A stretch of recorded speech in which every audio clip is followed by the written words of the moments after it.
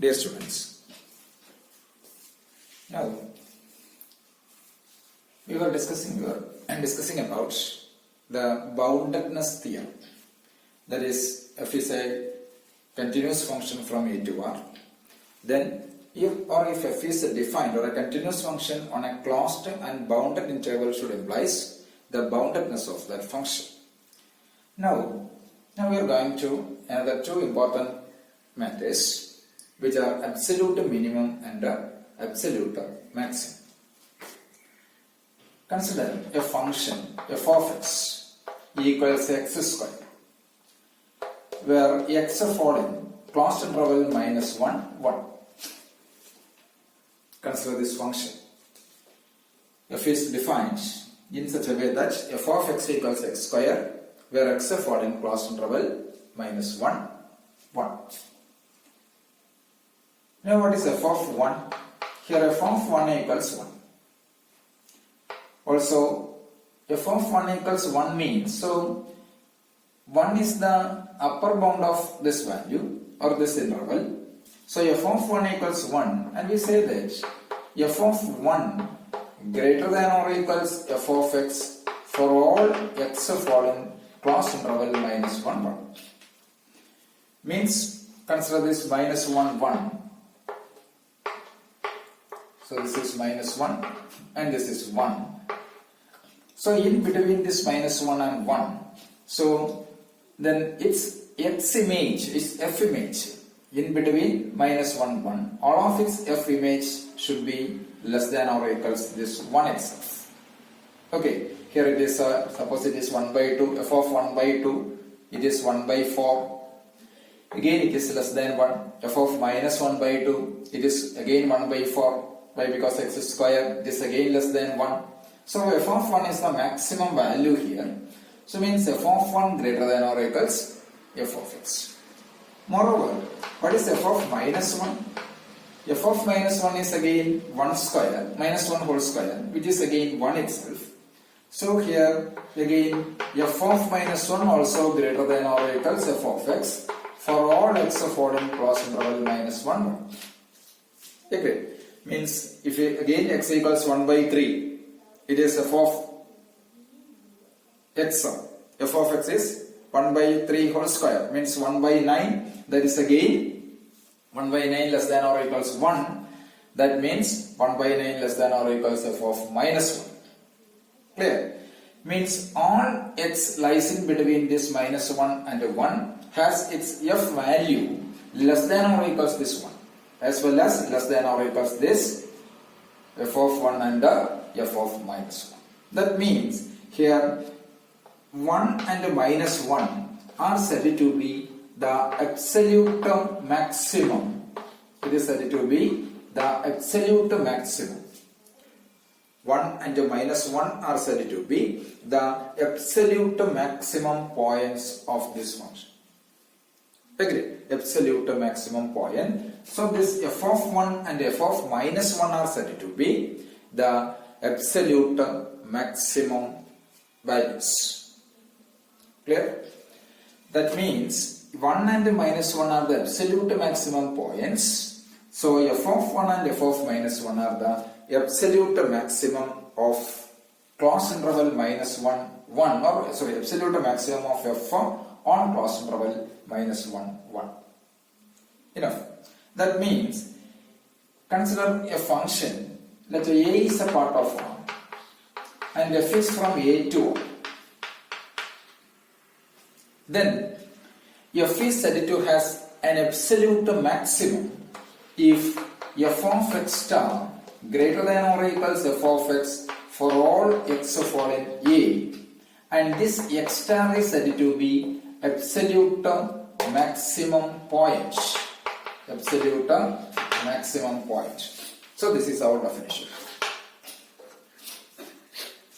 That A is a part of a, f is a function defined from where to where? F is a function defined from A to 1. Then f is said to has an absolute maximum if f of x star greater than or equals f of x for all x fall in A. Such x star is said to be an absolute maximum point. So like this, here f of x is x square, and we know that f of 1 greater than or equals f of x for all x fall in the given interval. Okay, similarly f of minus 1 greater than or equals f of x for all x fall in the given interval. So we can say that this f of 1 and f of minus 1 are the absolute maximum values. So the corresponding points 1 and minus 1 are the absolute maximum points. F of 1 means f has an absolute maximum if f of x star greater than or equals f of x. Similarly, now again consider this example. When x equals 0, what is f of 0? F of 0 equals 0. So f of 0 equals 0, and what is f of minus 1 by 4? F of minus 1 by 4 is minus 1 by 4 whole square, that equals 1 by 16. It is greater than 0. So all of its values, what is f of 1 by 4? F of 1 by 4 is again 1 by 16 greater than 0. So that means here f of 0 less than or equals f of x for all x fall in A. Then here 0 is said to be the absolute minimum point. 0 is the absolute minimum point. So we can define the absolute minimum. F from A to R, A is a part of R, and F from A to R. Then F is said to has an absolute minimum if f of x star, here star is on suffix, f of x star less than or equals f of x for all x falling A, then f is said to has an absolute minimum, and this x star is said to be the absolute minimum point. So listen, x star is the absolute maximum point and x star be the absolute minimum point. Here star is on upper, here star is suffix. Agreed? So a function f from A to R said to has an absolute maximum if f of x star greater than or equals f of x, and it is minimum if f of this x star less than or equals f of x for all x fall in A. Now we are going to an important theorem which is known as minimax theorem or maximum minimum theorem.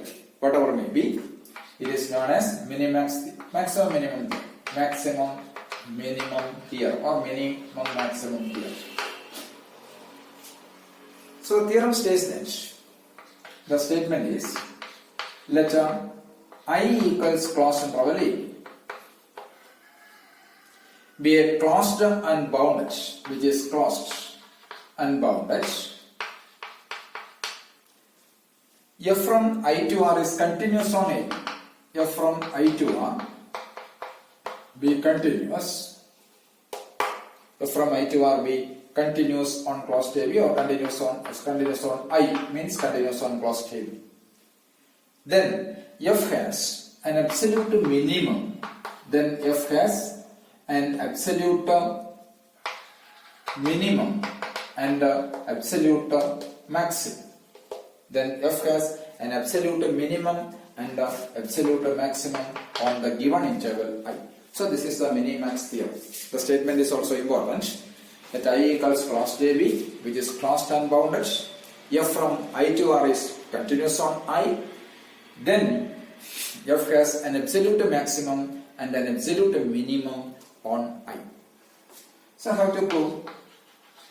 The proof is, suppose consider F from I to R. F from I to R, which is continuous. Also, sorry, I to AB, not I to R, I to AB. Sorry, I to R. F from I to R, where R is closed interval A.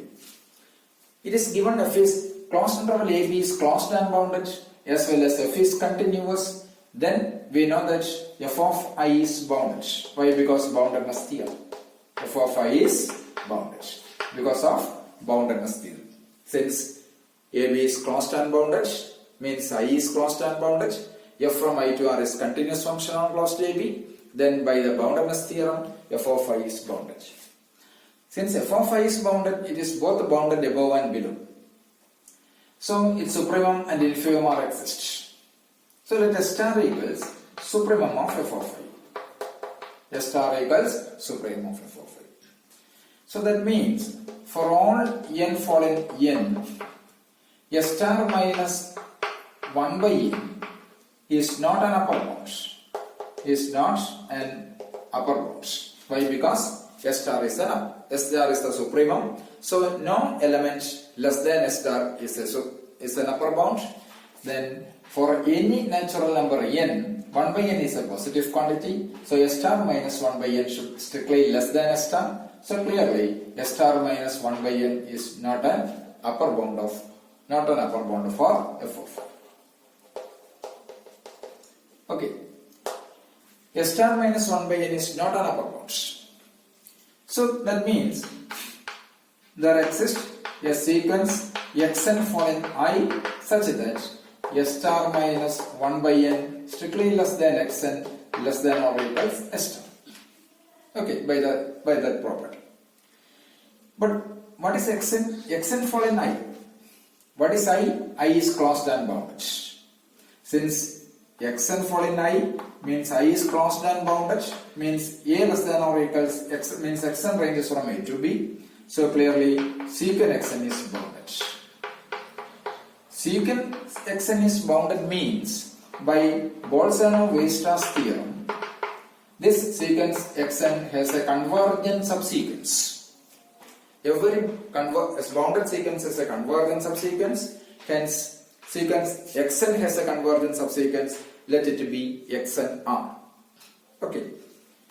Let since it is convergent subsequence means xnr converges. Suppose this xnr converges to x star. Means limit xn r equals x.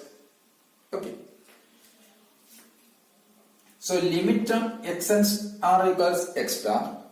Then, but we know that xnr is a convergent subsequence of xn.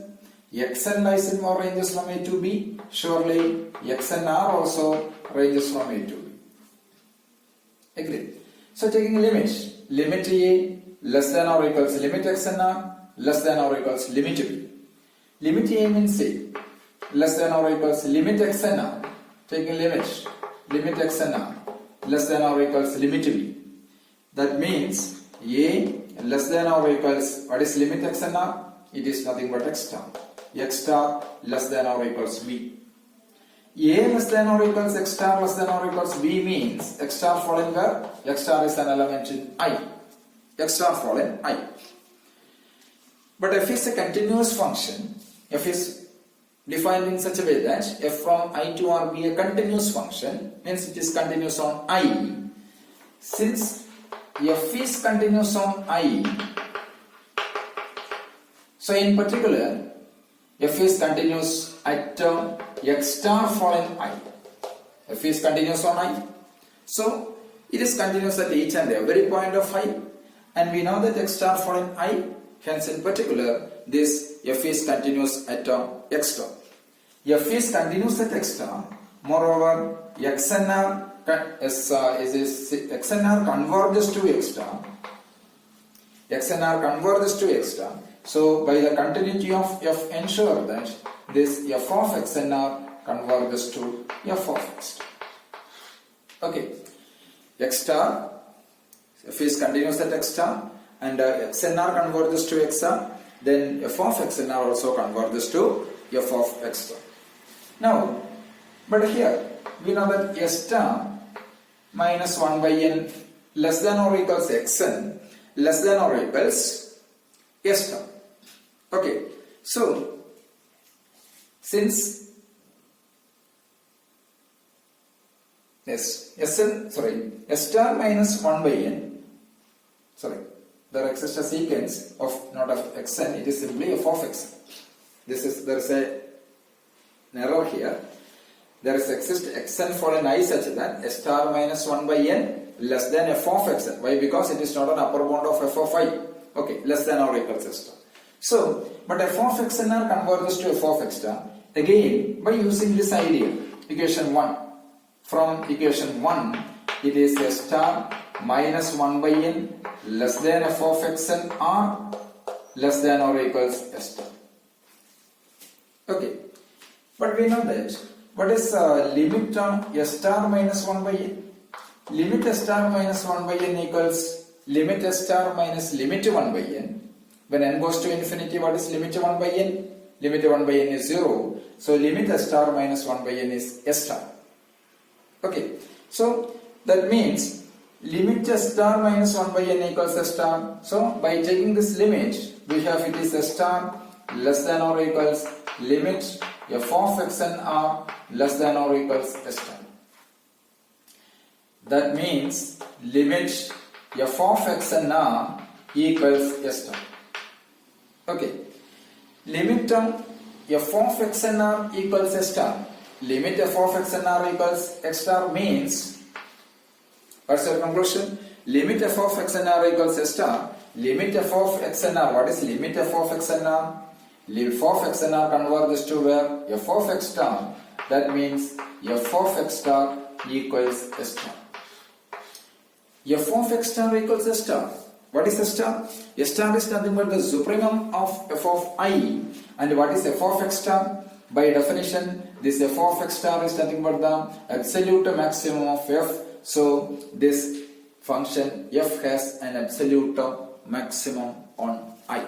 So this is the mini-max theorem. So similarly, you can prove this function exists or f has f attained an absolute minimum. So this is the mini-max theorem. So the theorem states that if a continuous function defined on a closed and bounded interval always attains its maximum or absolute maximum and absolute minimum values. That is the summary of this theorem. That is, a continuous function defined on a closed and bounded interval always attains its absolute maximum and the absolute minimum. So this is the proof. Okay, right. A continuous function defined on a closed interval, then which is bounded, then since it has a supremum s star, then s star minus 1 by n is not an upper bound by the definition of upper bound, so supremum. So there exists a sequence xn found in I such that s star minus 1 by n strictly less than f of xn, not xn only, f of xn less than or equals s star. Then after we get f of x star equals s star, means s star is nothing but the supremum, so this f attains a maximum value. Agree. Similarly, we can prove it attains a minimum.